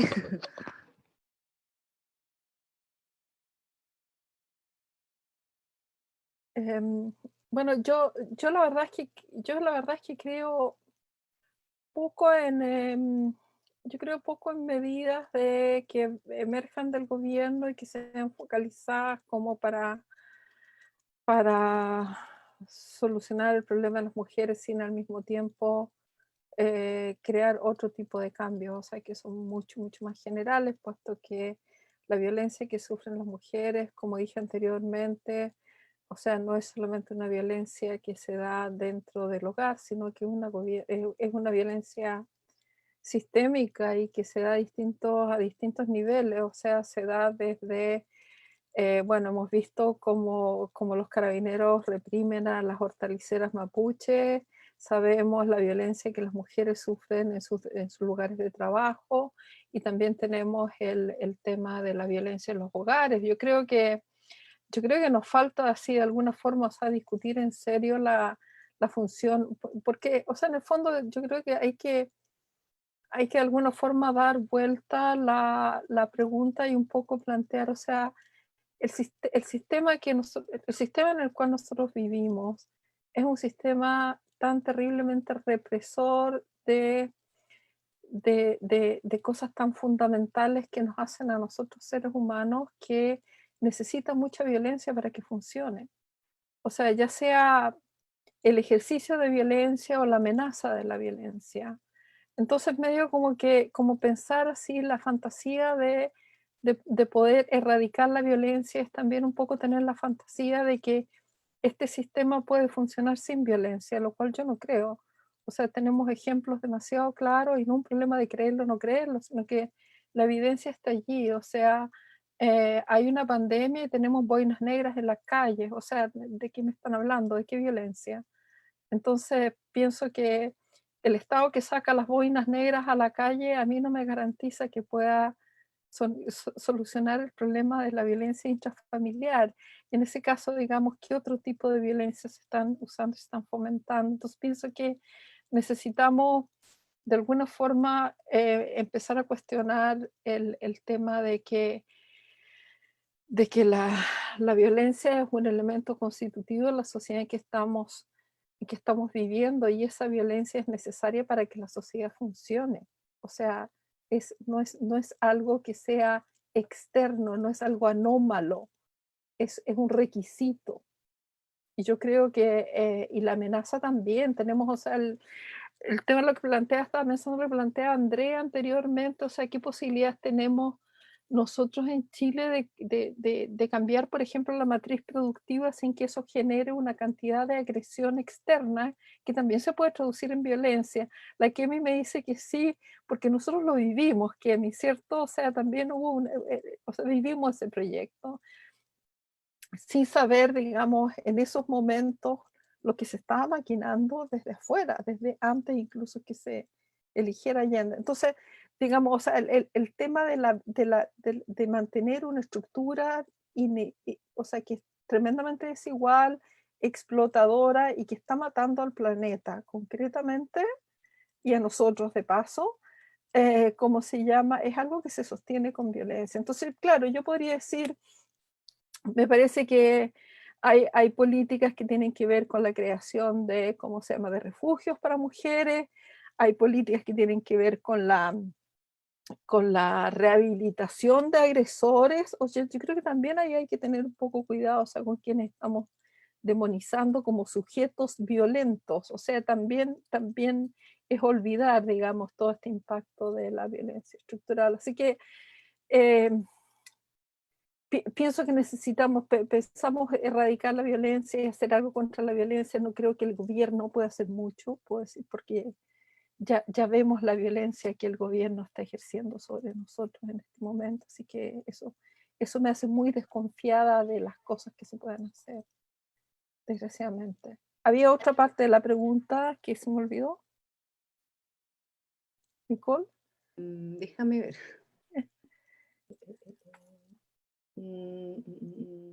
No, era eso básicamente. Medidas por parte del gobierno para prevenir. Bueno, y la ayudar misma a cosa mujeres. para mejorar la situación de las mujeres. O sea, el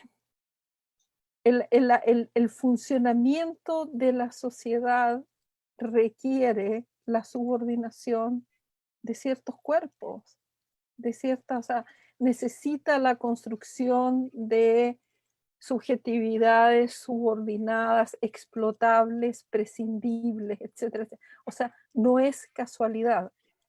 Podemos avanzar en posiciones, pero no podemos revertir eso porque tenemos un modelo que está todo el tiempo produciendo ese tipo de subjetividad. Entonces, pienso que también incluso ahí tenemos el tema de, bueno, ¿cómo se llama? Todos estos programas que hay, que trabaja la ONU, etcétera, etcétera, con el empoderamiento de las mujeres empresarias, etcétera, etcétera. O sea, ya vemos la catástrofe, digamos, que tienen muchas mujeres que empezaron con sus emprendimientos y ahora lo que tienen son deudas, o sea, más que otra cosa. Entonces, medio como que toda esa cosa a mí ya a estas alturas me genera muchísima desconfianza, puesto que en el fondo está totalmente claro de que este es un sistema que está creando todas esas posiciones.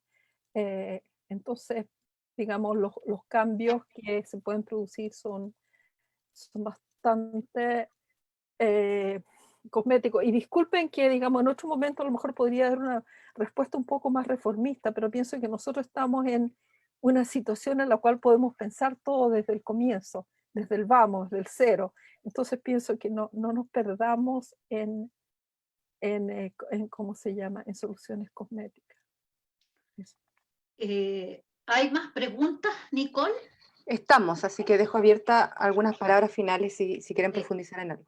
¿Cuánto tiempo tendríamos para cada intervención? Yo creo que no más de 3 minutos, si quieren cerrar con 3 alguna minutos. idea. Ya. Queremos, partamos al revés, pues partamos con Francisca, luego Paulina, luego Andrea y ahí yo con 2 minutos. Tiene la palabra Francisca. Me está bailando la señal de internet. Voy a tratar de decir algo, si no, sigue. Mira, simplemente creo fundamental. ¿Se escucha? ¿Sí? Sí, se escucha, pero si faltara, puedes usar el chat y leemos cualquiera de nosotros. Súper, para que me digan. Yo creo que hoy esta crisis ecológica, social, da cuenta del carácter de urgencia de las transformaciones estructurales.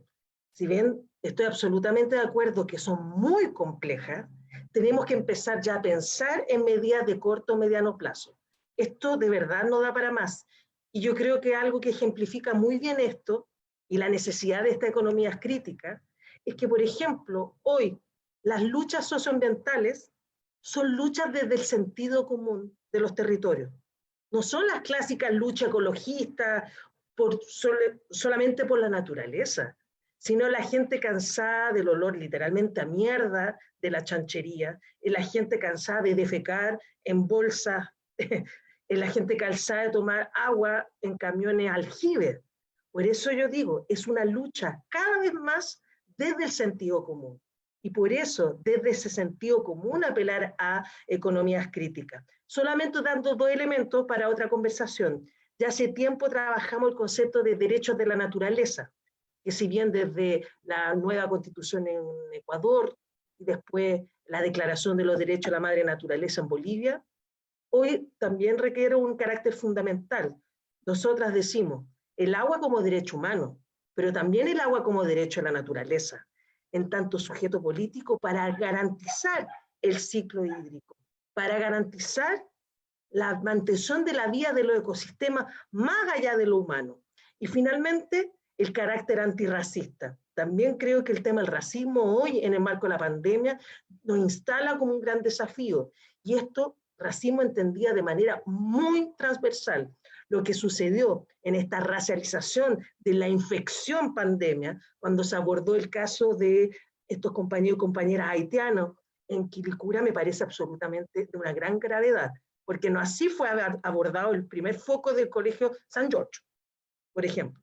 Entonces ahí hay un gran desafío como movimientos sociales, desde el ámbito académico, desde los pueblos, de cómo consignar que nuestras luchas, además, nunca tienen que olvidar el componente antirracista. Eso lo dejaría por este rato. Y muy agradecida por este espacio, escucharé a las demás y espero poder seguir dialogando en otras versiones y en otras formas con ustedes. Seguiremos, Francisca, te vamos a requerir. Entonces le damos la palabra a Paulina, de los Reyes. Súper cortito, o sea, hay varias cosas que me gustaría decir, pero pienso que en este momento es importante trabajar con las alianzas y con las estrategias a partir de las alianzas, y a partir de las alianzas yo me refiero no solamente a las alianzas entre distintos movimientos sociales, pienso que lo están haciendo muy bien en Chile, o sea, la coordinadora creo que es un ejemplo sumamente importante, pero pienso que la parte transnacional me interesa así de alguna forma discutir, a lo mejor porque yo tengo un pie en Suecia y otro pie en Chile, pero siento que la conciencia de que lo que se está jugando allá también, de que aquí existe una responsabilidad en relación a las cosas que se están jugando allá, pienso que allá hay que trabajar muchísimo, o sea, les estuve contando sobre el tema de las paltas y los salmones a mis estudiantes y casi se cayeron de la silla. Y de verdad me parece así nefasto que las divisiones de alguna forma de las luchas, de las peleas, o sea, de alguna forma esto ocurre allá y nosotros que somos buena voluntad seguimos comiendo palta porque somos ecológicos y compramos un auto eléctrico.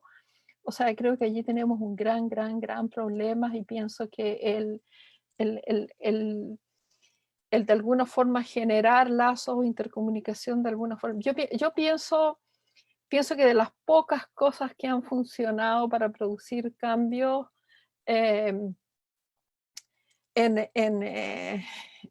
situaciones críticas, de alguna forma tiene que ver con que los mercados se caigan.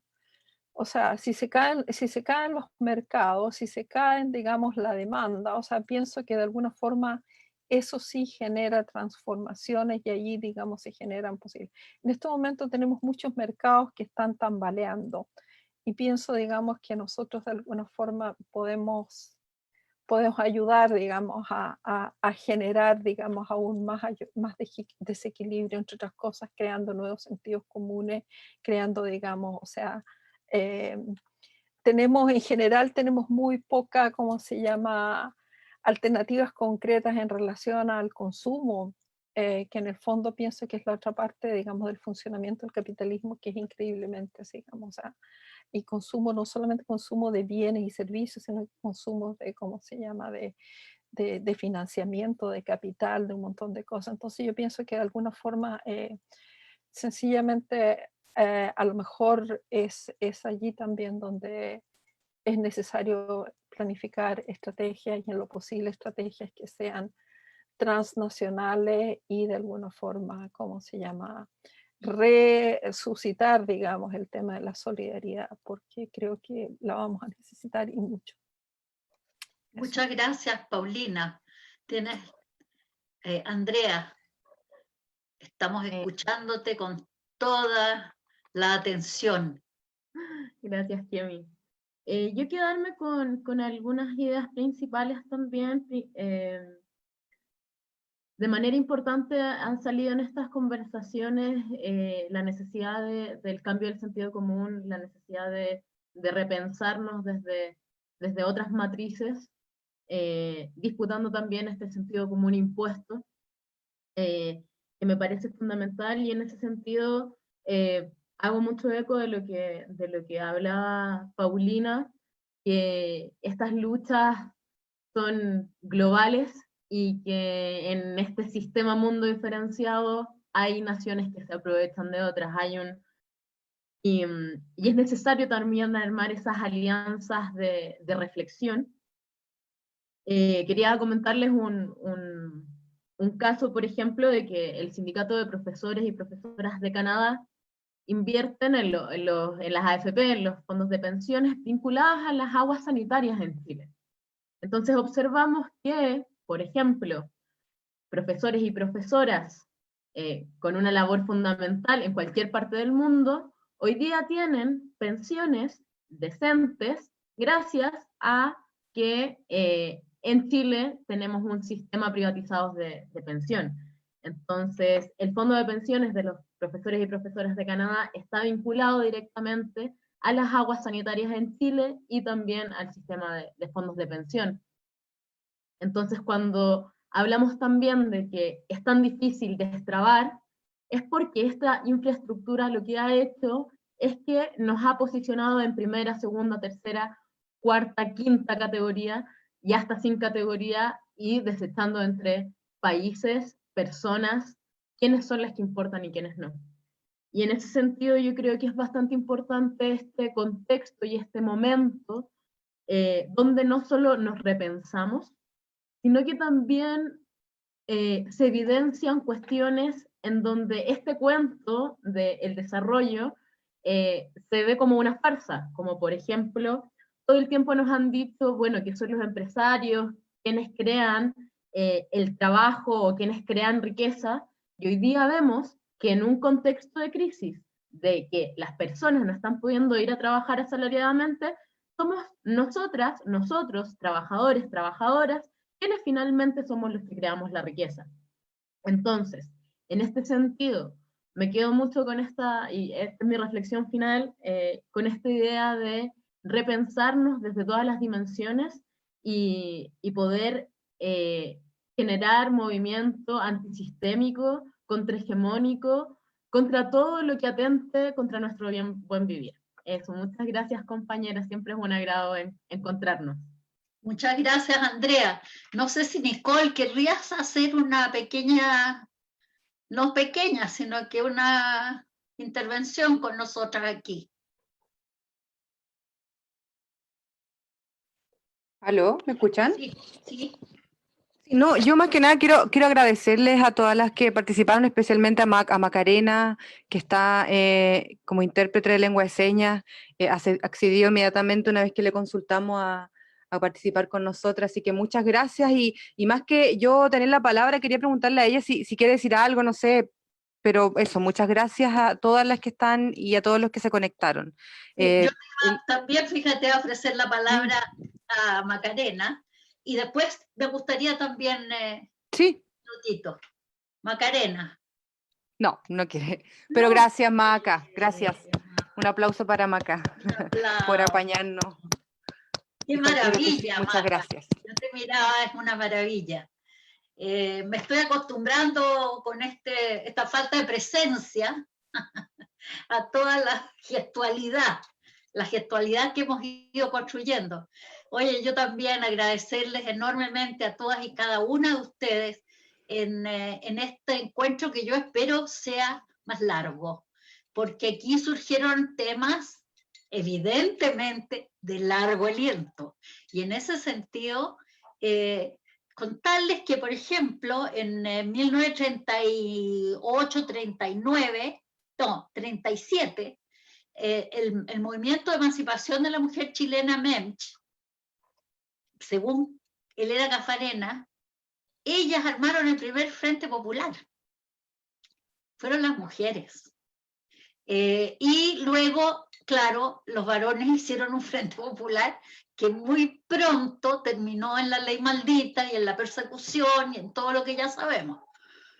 Yo creo que estamos en condiciones de abrir nuestros corazones para armar un para nosotras y para nosotres, y en ese sentido por eso insistí tanto en el sujeto, porque es un sujeto que actúa, es la actoría la que nos importa.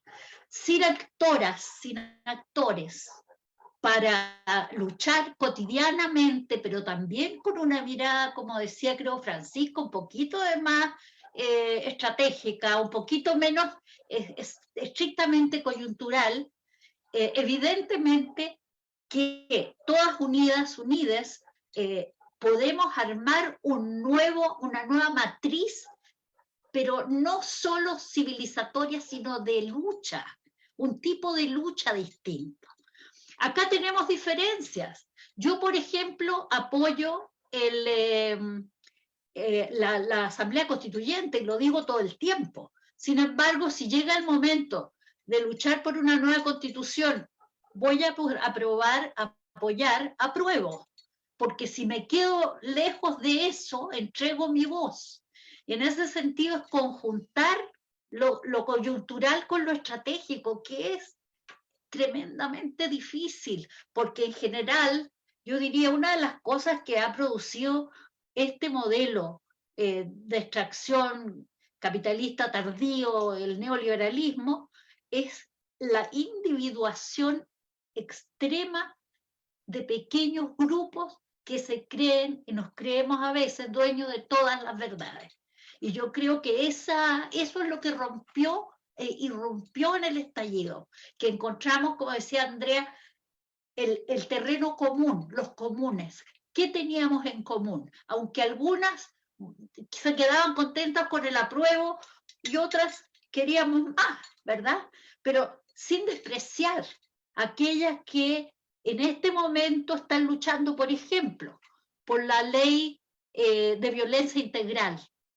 ¿Por qué? Sin ley de violencia integral, obviamente van a seguir el modelo capitalista extractivista neoliberal, va a seguir usufructuando del trabajo flexible, va a instalar un trabajo a distancia sin ninguna normativa, y en ese sentido yo diría, las mujeres hemos llegado a ocupar el 50% de la fuerza laboral. Sin embargo, si miramos la capacidad de asociativación, ¿cómo se dice? De asociación. La capacidad de asociarnos juntas, vamos a ver que ha disminuido enormemente los sindicatos, los gremios. Ahora, han avanzado en ese sentido, decía Francisca, las comunidades que luchan, ¿no es cierto? Eso se ha visto para nosotros muy fuerte, pero el trabajo se ha ido despolitizando. Y en ese sentido, como persona que trabajo en la Asociación de Académicas y Académicos, creo que el desprecio al trabajo es una de las cuestiones más elementales que tenemos. ¿Por qué? Porque si no hay normas, si no hay regulación, este tipo de Estado, a nivel de corto plazo, lo único que hace es subsidiar el endeudamiento chileno y la capacidad estatal solamente para subsidiar el empresariado, el gran empresariado, y ahí se produce ese ciclo interminable del chorreo que dicen. Y yo creo que en ese sentido hemos dado un paso adelante con nuestras diferencias en luchar por una igualdad profunda, estructural, con nuestras diferencias, y no sin ellas, o no haciendo como que no las tenemos. Agradecer enormemente a todas y cada una y esperar que en un futuro muy cercano podamos seguir, porque esta es nuestra nueva calle y la aldea global está infectada. Gracias. Gracias de nuevo a todas, a todos los que nos están mirando, a los que compartieron y a los que hicieron el tiempo de estar acá presentes. Así que espero verlas de nuevo. en este mismo lugar. Si no, será en la calle. Gracias a todos.